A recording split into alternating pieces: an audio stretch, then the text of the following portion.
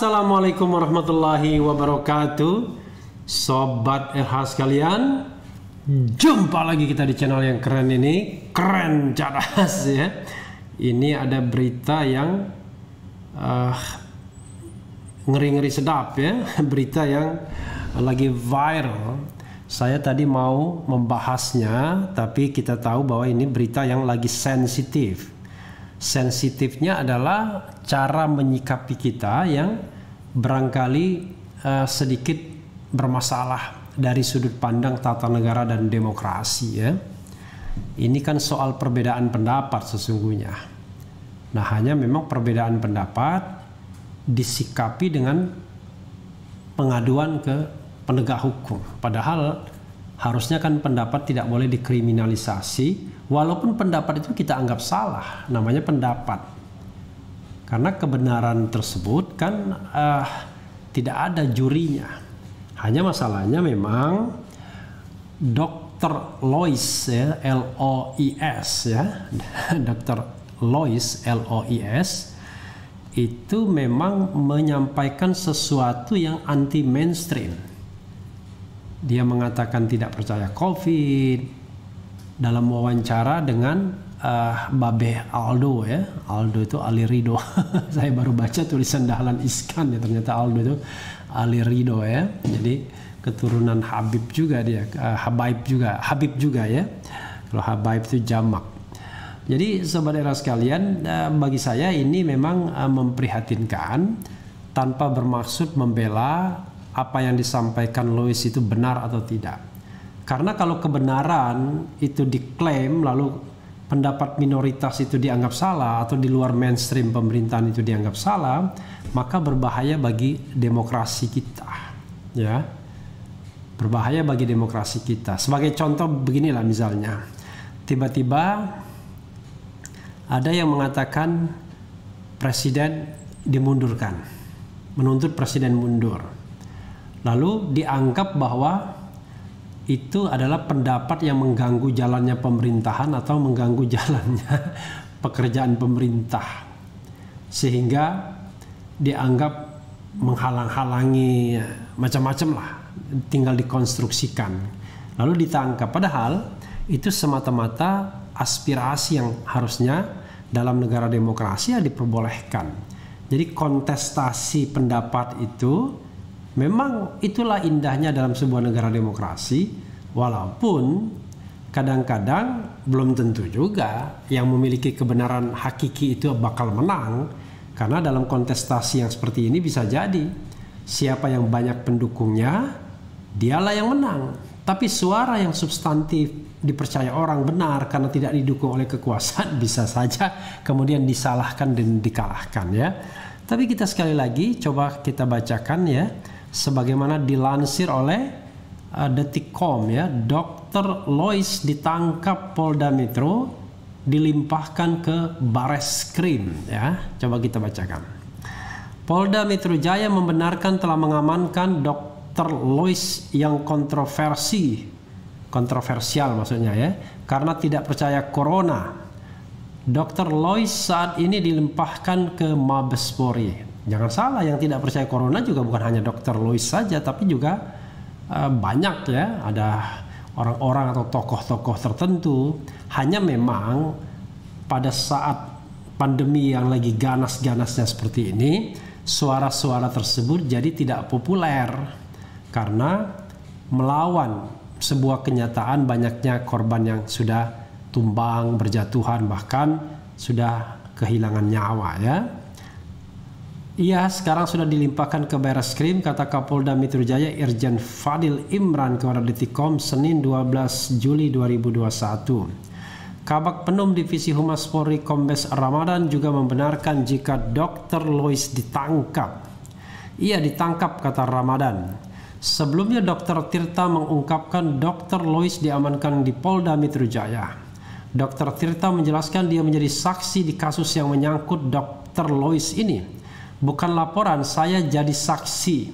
Yang bersangkutan akan ada press release dari Polda Metro Jaya. Yang bersangkutan sudah di Polda Metro Jaya, kata Dr. Tirta saat dihubungi Detikcom Senin 12 Juli. Saat ditanya apakah Dr. Lois diamankan, Dr. Tirta membenarkan. Ini bahasa eufemismenya diamankan ya. Padahal tidak aman karena dia ditangkap sesungguhnya ya. Iya, dan laporannya bukan ITE, jadi saya sama ID statusnya saksi ahli, katanya ahli ya. Dilaporkan soal undang-undang wabah. Lebih lanjut, Dr. Tirta mengatakan Dr. Lois dilaporkan berkaitan pelanggaran Undang-Undang Nomor 4 tahun 1984 tentang wabah penyakit menular. Setahu saya sih ketika wawancara saksi ya, setahu saya kalau nggak salah menyebarkan informasi yang bisa menghambat penanganan wabah. Ya ini ancaman hukumnya kurang dari 1 tahun, jadi tidak ada alasan untuk menangkap sebenarnya. Jadi kalau nggak salah kena undang-undang wabah yang intinya menghalangi penanganan wabah di Indonesia katanya. Ini sebagaimana disampaikan atau ditujukan juga kepada siapa? Kepada Habib Rizik ya. Coba kita lihat berita-berita lainnya ya. Misalnya nih profil Dr. Lois Owin yang sebut tak percaya COVID-19, pernah hina sesama tenaga kesehatan, pikiran rakyat Bekasi ya.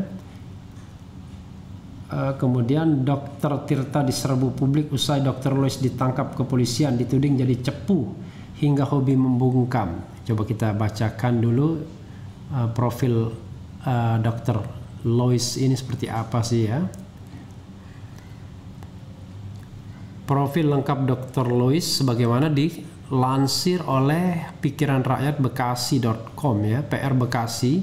Nama Dr. Lois baru-baru ini menjadi perbincangan publik setelah membuat pernyataan yang dinilai kontroversial dalam acara Hotman Paris Show.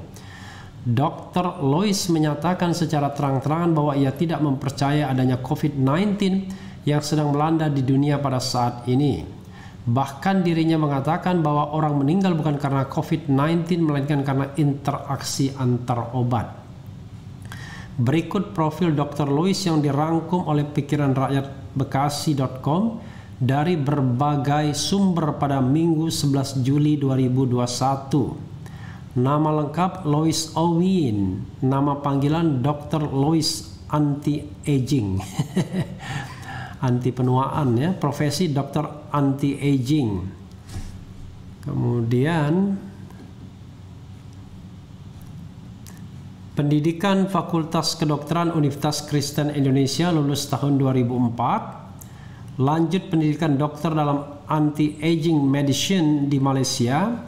Akun sosial media Instagram @Dr_Lois 7, Twitter _LSOwin, Facebook Dr. Lois. Sementara itu Dr. Tirta juga mengungkap fakta mengenai sosok Dr. Lois melalui akun Instagram miliknya. 1. Dr. Lois tidak terdaftar di Ikatan Dokter Indonesia ID. Melalui video yang berdurasikan kurang dari 8 menit di akun Instagram milik Dr. Tirta, dirinya mengatakan bahwa Dr. Lois tidak terdaftar di ID.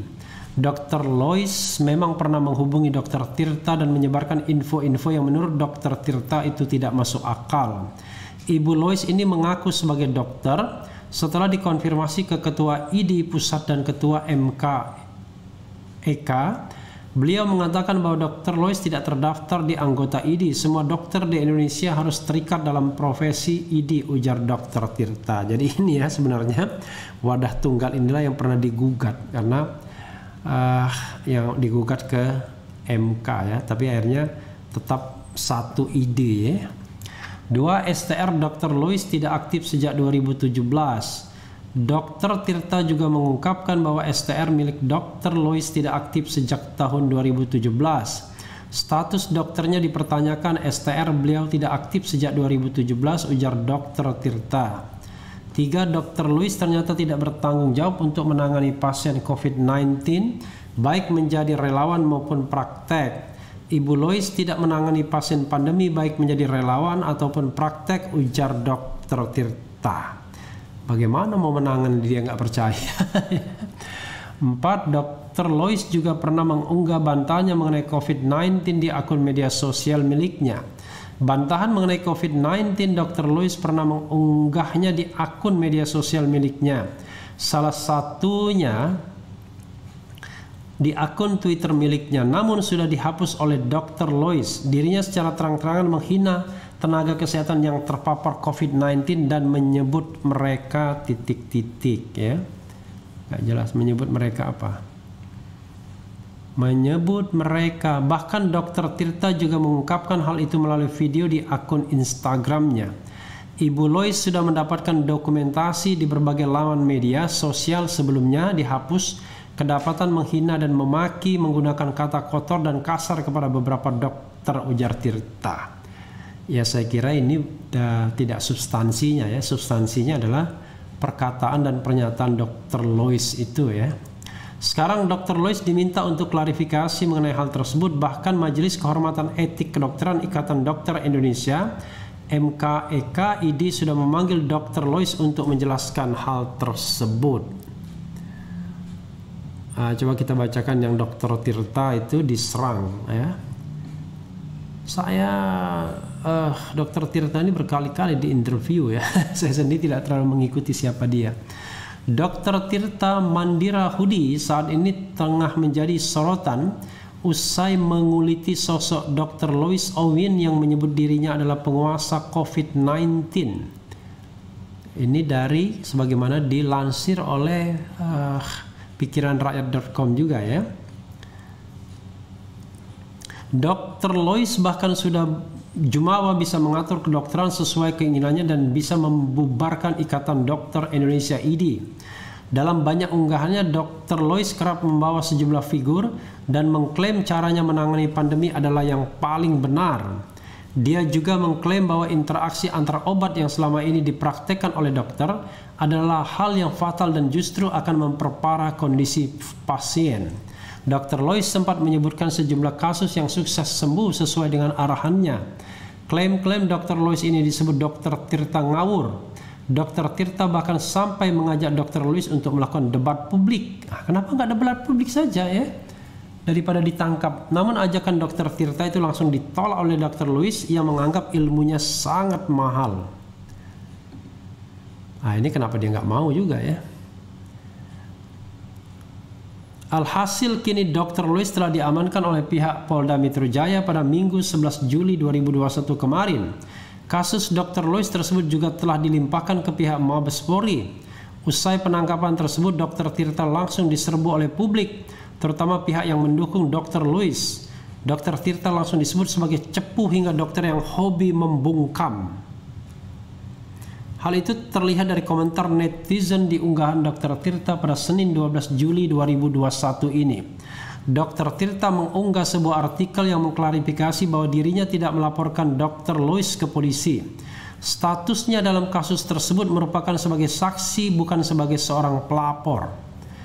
Jadi sorry banget nih saya nggak melaporkan, cukup jadi saksi saja. Karena banyak warga dan institusi dah melaporkan, ujar Dr. Tirta dikutip pikiranrakyat.com dari Instagram.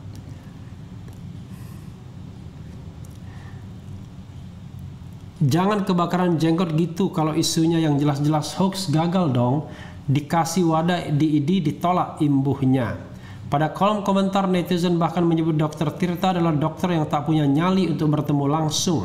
Diajak debat nggak mau, lalu main lapor, mental cepu, komentar seorang netizen. Satu persatu dibungkam, ujar netizen yang lain. Dikit-dikit laporin begini aja terus, tulis netizen lainnya. Ya, sobat era sekalian, sekali lagi ya, saya mengatakan terlepas apa isinya pernyataan dari Dr. Lois tersebut, yang namanya pendapat, pikiran, hati nurani adalah hak asasi manusia orang yang tidak bisa dibungkam harusnya. Dan apalagi dikriminalisasi, dikaitkan dengan upaya untuk katakanlah menanggulangi pandemi ini. Lalu ketika ada orang berpendapat berbeda, itu dianggap sebagai sebuah tindak kriminal, ya. Jadi kasus ini bisa dihadapi dengan dua hal. Pertama, substansi yang disampaikan oleh Dr. Lois itu. Kita tidak tahu mana benarnya, mana tidaknya. Karena itu, ruang publik harus dibuka untuk berdialog. Ada dialektika di sana sehingga publik aware. Jadi kalaupun misalnya publik menerima COVID-19 sebagai sebuah fenomena yang saat ini sudah banyak menghilangkan nyawa orang misalnya, ya menerimanya dengan ikhlas, tanpa keraguan dan tanpa ketakutan tentunya ya. Nah, jadi betul-betul menerima secara genuine dan dengan arahan yang baik dari para tenaga kesehatan sehingga tidak ada rasa was-was atau ketakutan. Karena bukan apa, setiap hari kita mendengarkan orang meninggal, orang mati. Dan ini menimbulkan horor tersendiri. Dan kadang-kadang horor ini makin bertambah-tambah. Dengan penjelasan dari pihak pemerintah misalnya, yang tiba-tiba seolah-olah semuanya gawat. Padahal di antara penderita yang disebut COVID-19 ini kan tidak semuanya juga kritis, tidak semuanya juga gawat. Ada yang biasa-biasa saja, ada yang OTG ya. Misalnya anak saya pernah kena, ya selama isolasi 2 minggu ya tidak merasakan gejala apa-apa. Sekarang istri dan anak saya juga sedang isolasi mandiri dengan satu asisten rumah tangga. Ada gejalanya sedikit, misalnya batuk dan lain sebagainya yang pada masa ketika sebelum COVID pun ya biasa namanya batuk-batuk ya. Nah, tetapi ketika dijuduli COVID, ada rasa was-was dan ada rasa ketakutan. Nah, itu masalahnya kan. Jadi terlepas COVID itu atau inti dari pendapat Dr. Lois itu benar atau salah, tapi ada dimensi demokrasi, dimensi konstitusi yang harusnya tidak boleh dilanggar. Itu pendapat saya. Dan saya tentu tidak punya kapasitas untuk mengatakan siapa yang benar, siapa yang salah soal COVID-19 ini. Karena memang tidak punya kapasitas untuk mengatakannya. Jadi saya tidak punya perspektif. Jadi perspektif saya hanyalah perspektif hukum tata negara, perspektif demokrasi, perspektif konstitusi akan kebebasan berpendapat. Jadi pendapat, pikiran, hati nurani itu adalah hak asasi manusia yang tidak bisa dikurangi dalam keadaan apapun. Jadi dikurangi saja tidak boleh, apalagi dikriminalisasi ya. Nah, kalau sudah dikriminalisasi, sudah dipidanakan, ya pasal apa saja bisa kena.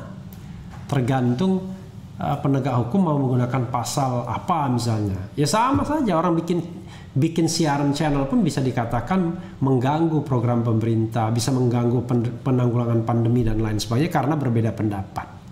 Jadi sobat era sekalian, hukum bukan dibuat untuk itu, bukan untuk menjadi horor atau mengancam orang. Hukum dibuat untuk agar masyarakat jauh lebih teratur. Kalau dia harus berpendapat, maka berpendapatnya itu betul-betul dilindungi dalam sebuah koridor, di mana satu pendapat kalau dianggap tidak benar, maka disediakan ruang bagi pendapat lain yang berbeda. Jadi ada dialektika di sana, ada tesis, antitesis, sintesis. Selanjutnya begitu, berputar ya. Coba kita lihat komentar sobat era sekalian soal ini ya.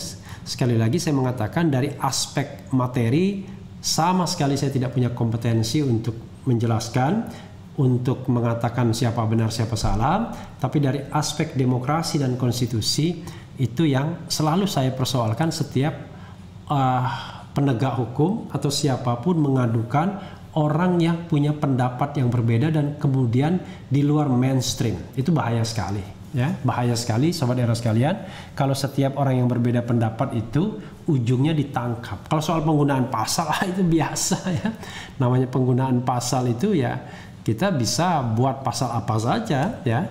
Pasal makar juga barangkali bisa digunakan kalau tujuannya adalah memang untuk melakukan kriminalisasi. Tapi kalau kita memang ingin menjaga ruang demokrasi dan konstitusi, yang paling penting adalah pendapat lain ya diperbolehkan juga, sehingga di masyarakat tuh ada 2 pendapat, 3 pendapat. Silahkan masyarakat menjadi cerdas dengan itu semua.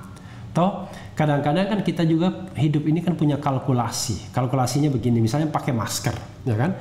Ada yang mengatakan kalau pakai masker itu justru nanti nggak bagus karena CO2 ya akan kita serap terus-menerus seperti dikatakan Dr. Lois misalnya.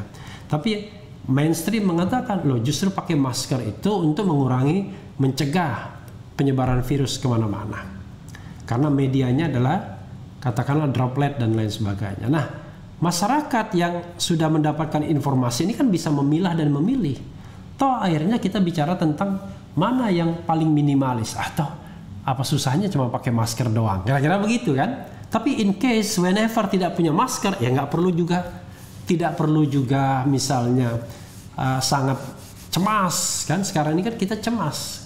Makanya orang tidak lepas dari masker terus-menerus karena ada kecemasan di sana, sehingga sudah kadang-kadang ada aspek psikologinya yang sudah berperan, tidak hanya aspek teknis, katakanlah teknis klinisnya ya.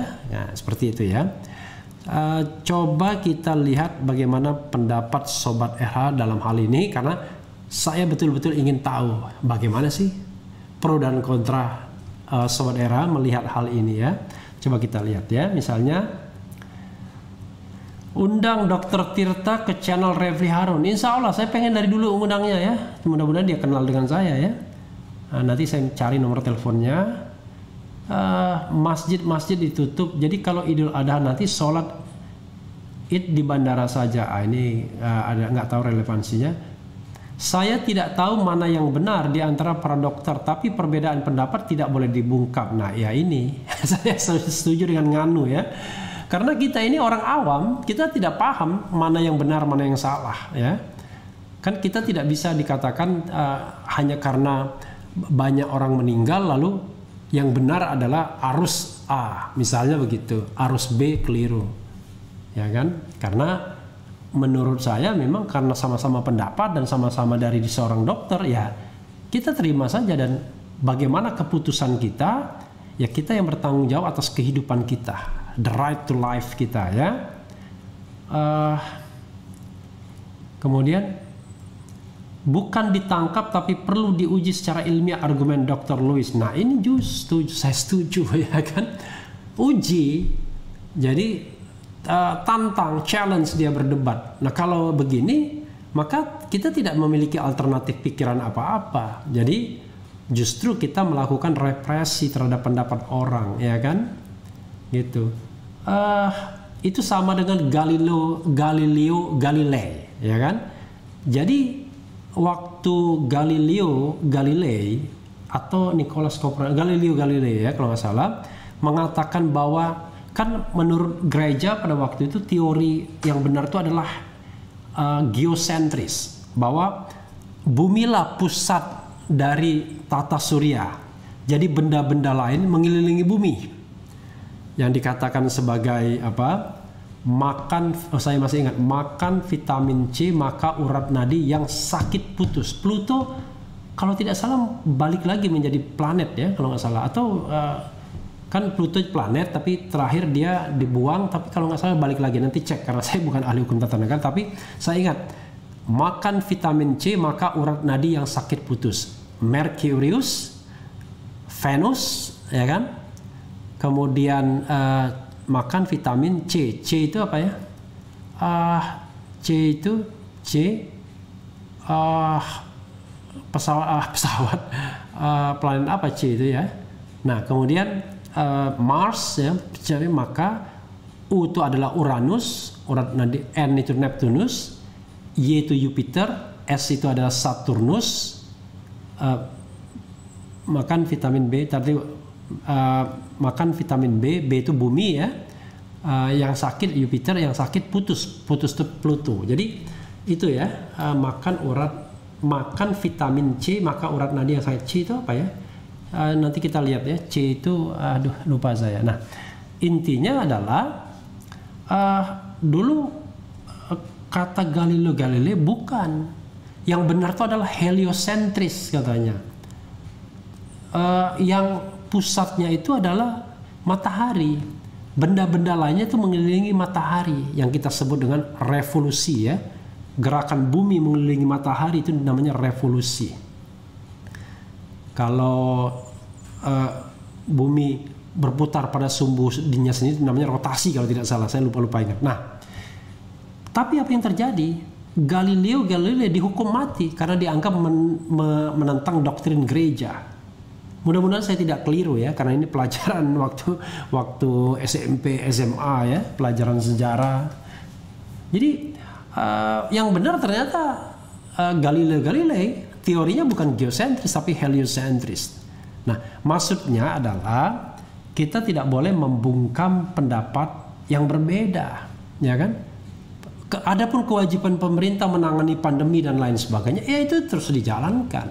Tapi kalau ada orang pendapat yang berbeda, ya dihormati saja. Kalau memang dianggap tidak benar, ya Ikatan Dokter Indonesia men-challenge dia, menantang debat bila perlu, ya kan? Kalau orang nggak mau datang debat, ya berarti dia tidak bisa mempertanggungjawabkan argumentasinya, kan sederhana sebenarnya. Maka dia kehilangan legitimasi.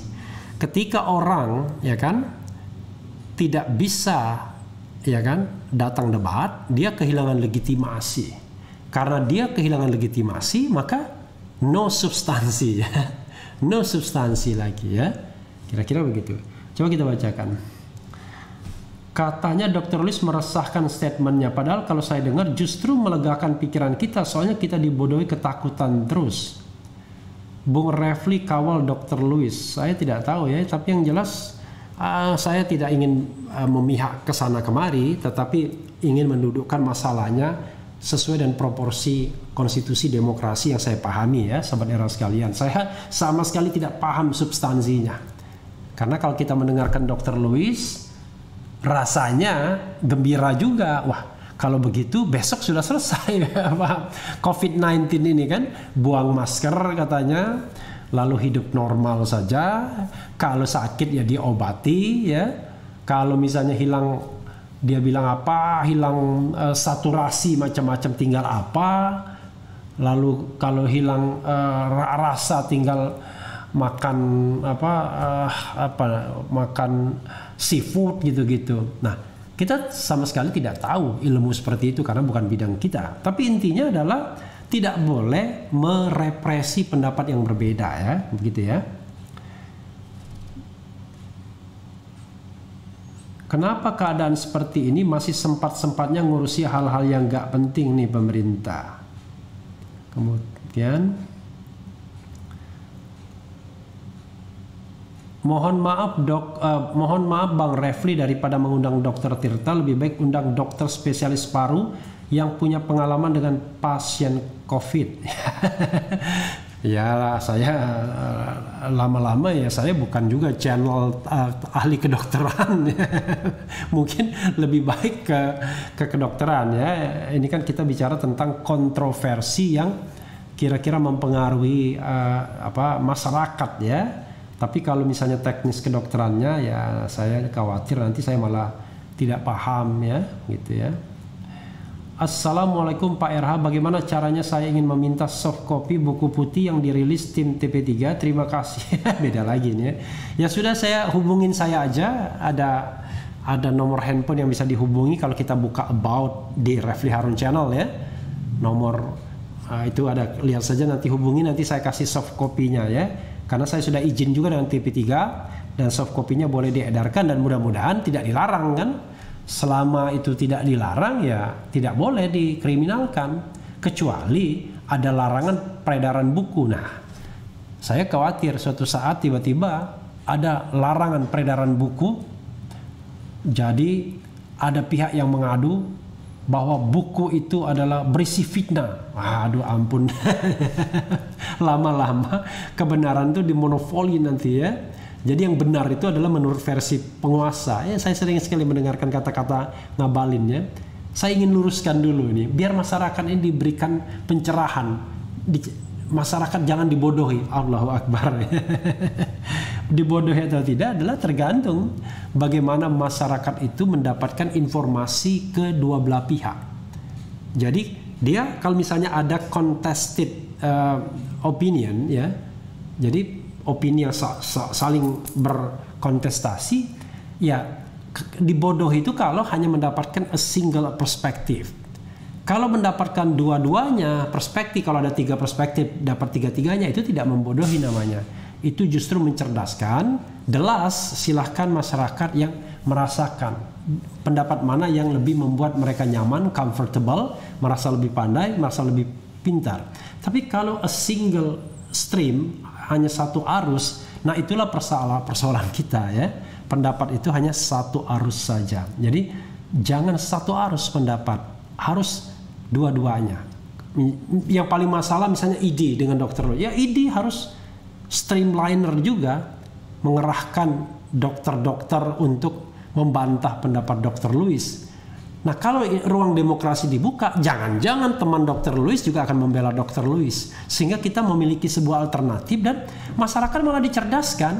Tadinya masyarakat ketakutan dengan COVID-19, tapi karena dia punya kecerdasan sendiri dengan membaca informasi, akhirnya malah jangan-jangan kita lebih gampang mengatasi COVID-19 karena kecemasannya lebih berkurang karena punya pengetahuan yang jauh lebih komprehensif, misalnya kan begitu, Sobat Era sekalian. Tapi kalau kita ditakut-takuti terus, maka sebagian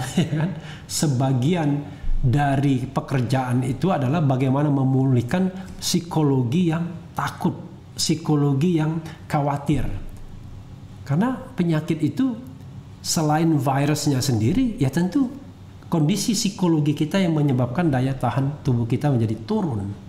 Kan begitu Sobat Era sekalian. Tapi ya sudah, saya tidak mau go forward karena saya bukan ahlinya ya. Saya hanya ingin mengatakan bahwa suasana psikologi orang penting juga kita pertimbangkan ya. Tirta Cipeng Kang ngelapor gara-gara kalah argumentasi jual sepatu aja lo peng, dasar buzzer RPB. Oke, saya tidak mau jawab itu. Ya, itu saja Sobat Era sekalian ya. Mudah-mudahan YouTube pun tidak semena-mena juga ya, karena saya lihat konten Babe Aldo itu di take down oleh YouTube karena dianggap melanggar tata krama, melanggar kebijakan YouTube ya kan. Padahal menurut saya itu masih dalam ruang demokrasi, bukan threat atau ancaman yang luar biasa. Threat itu kan misalnya kalau mengajarkan terorisme dan lain sebagainya. Tapi ini adalah punya pendapat yang berbeda soal COVID-19. Tapi ya whatever it is ya, kita ini juga pasrah juga sama YouTube ya kan, karena mereka yang memiliki platform ini. At any time mereka bisa men-take down katakanlah yang kita punyai ini, konten-konten yang kita punyai. Saya malah berharap pada suatu saat ya, antara YouTube dan pemerintah kita, pemerintah Indonesia, asal pemerintahnya betul-betul pro-demokrasi, itu bisa bekerja sama dalam pengertian kalau ada hal seperti ini, maka ada bandingnya. Jadi bandingnya bukan di YouTube-nya itu sendiri, tapi bandingnya itu misalnya ke komisi independen, sehingga YouTube pun dia bisa ikut di dalam sebuah arena yang demokratis, ya kan? Karena saya khawatir nanti YouTube menyesuaikan, kalau negaranya otoriter dia jadi otoriter, kalau negaranya demokratis bisa jadi demokratis. Jadi seperti punya standar yang bermacam-macam. Jadi harusnya dia mengikuti sebuah standar demokrasi yang memang betul-betul accepted sebagai sebuah, katakanlah sebagai sebuah platform perjuangan juga gitu ya, untuk democratizing dunia ini, the world ya. Saya kira itu saja Sobat Era sekalian. Mudah-mudahan semuanya baik-baik saja. Dr. Lois baik-baik saja, kita semua baik-baik saja. Yang sakit itu bisa segera sembuh, dan masalah ini justru tidak memperburuk kondisi demokrasi kita. Nanti kita diketawain orang lain. Ada orang berbeda pendapat ditangkap. Ya Sobat Era sekalian, yang penting tetap di channel ini, karena di channel ini Anda akan dirayu, ditipu, direpotin, dicecar, diuber pula di jalur khusus. Karena channel ini adalah channel yang mengancam, memeras, dan membenci. Jangan lupa subscribe, like, comment, and share. Cheers!